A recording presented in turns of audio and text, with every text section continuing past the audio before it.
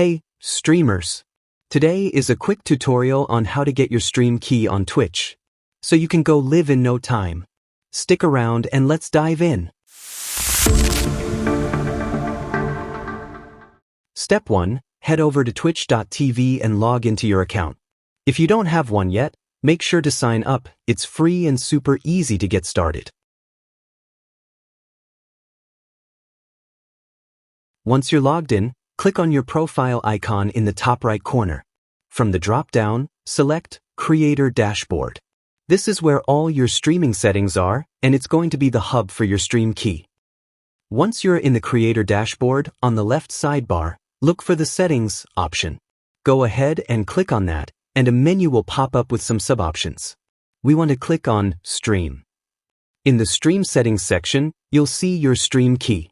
It's a long string of numbers and letters. All you need to do is click the Copy button right next to it. Now that you've got your stream key copied, the next step is to paste it into your streaming software, like OBS or Streamlabs.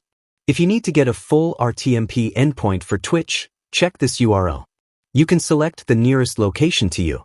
If you found this video helpful, make sure to like, subscribe, and share. Thanks for watching.